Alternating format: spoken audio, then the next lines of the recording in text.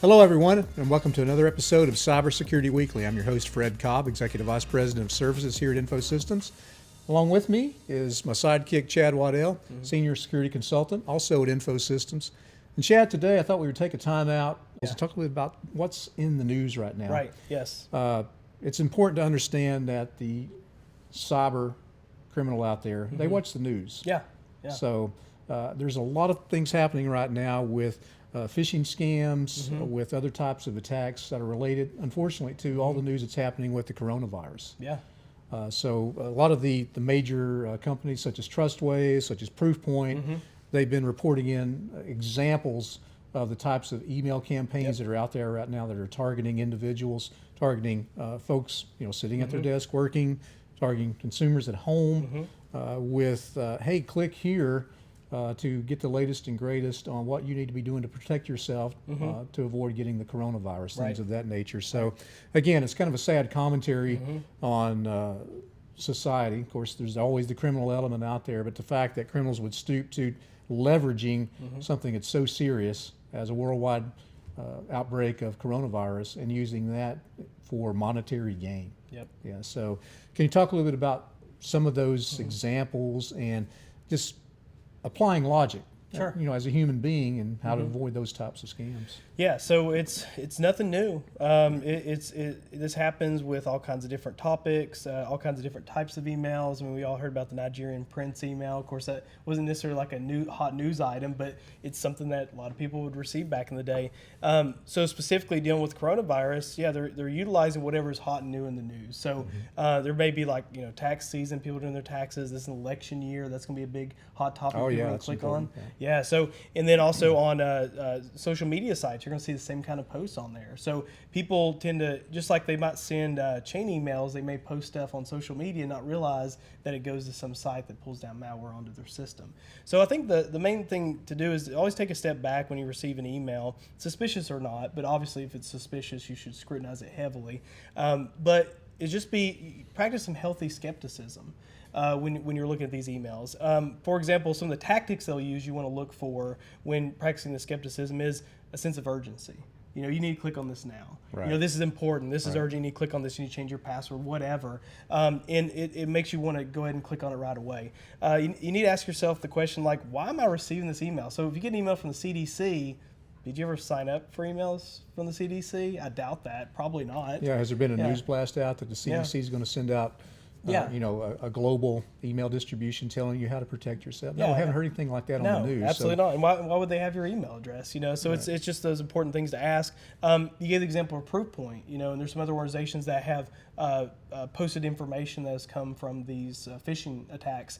And they specifically posted that a lot of them are going after a specific exploit in Word. An old exploit too, that's years and years old. So you click on the link and it's a document, it pops it open, it exploits your Microsoft Word application, and then it's able to get malware onto your system. We'll be back with the Cybersecurity Weekly podcast after we pause for this special message. Security analysts believe cyber attacks will continue to escalate throughout 2020 and are recommending that every company, regardless of industry or size, place immediate focus on cybersecurity training and the tools that will protect you from these attacks. Did you know that you can book a cybersecurity assessment right now with Fred Cobb's team of cybersecurity engineers at InfoSystems? They will help you discover exactly where you are most vulnerable to a cyber attack and make recommendations on how to strengthen your defense in those areas. This is urgent. It's an issue that affects everyone in our community. Visit the InfoSystems website at www.infosystems.biz to request your cybersecurity assessment. Now back to the podcast. Some of these phishing style, I guess, if you will, would be, like you say, you click on the Word document, it's going to put a credential harvesting piece of malware on the network. Yeah. Or it could even install, again, ransomware. We talk about that a lot, but that's an ever-present security concern. So it's there's some nasty stuff floating around out there. And again, they're leveraging people's fear right now around the coronavirus. And yes, there should be caution, obviously, but again, these really aggressive tactics of you must click on this to protect yourself, or here's some information that's going to save your life. Really dramatic, obviously overly dramatic in a lot of cases, and people that are not as skeptical. There's lots of folks out there are just naive. They're like, hey, this looks pretty interesting. I need to pop this open. All of a sudden, they have introduced some sort of virus into their environment simply by doing so. Yeah, and even if the email it doesn't directly say you need to reset your password or something. For some of the examples, you might click on a link that is for coronavirus or something, and then the end user will see it's my login for Office 365 or for Facebook. So it might be directly that, or even they click on it, they don't even think, oh, why is this even popping up? Oh, I better sign in. So then they give away their credentials. And then the bad actors are also hoping that you're utilizing that same password on every major website on the internet. So then it gets to be a password reuse issue where they get your credentials. They may already get access to whatever account you thought you signed into, but also they'll use that on any other major website on the internet. And all of a sudden, it's not just one compromised account, it's all of your accounts potentially compromised. Yeah, I saw one example where the scam was such that it's a worldwide relief organization for folks that fall victim to the coronavirus, and send your money here. Donate this. Well, okay, so you set up an account, you provide your credit card. Please deduct $5 a month out of my. Yeah, so you've given your credit card to. Yep. So that's bad by guys. itself. Yeah. But then. Yeah. So it's nasty in how these different types of attacks present themselves. And again, I mentioned already just leveraging folks' fear around what's happening out there in the world, and it's definitely something to be concerned about. But also just use common sense when you're opening emails. Always be skeptical, even on the legitimate emails. Ones that look legitimate at least. So touching on the one you just mentioned about, you may go in and donate $5 to a cause that you think is legitimate. You also had to create an account with a password, and it goes back to the password reuse. So now not only they have your credit card information, they all have that credentials that you might use at every other website. Sure. So that's a big problem. We've seen out there a lot in incidents where there's things called spoofed emails. So it looks like it's coming from a legitimate person. That's particularly nasty right there. So yeah, and I mean, so you'll see those out there, and what's scary about that is a lot of the tactics or things you're told to watch for in suspicious emails, they don't necessarily all exist there. So, for example, the email address actually is from that person or from that the organization. So that's still a good way to look to see if the email address is actually from a legitimate place or not. If it's something you want to check, you can always go to the website directly.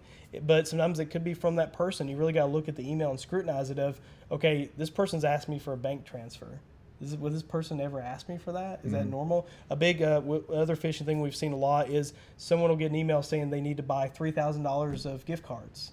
And then it's like the CEO, for example, saying, hey, I need you to go buy me $3,000 of gift cards, and I need you to send me all those codes.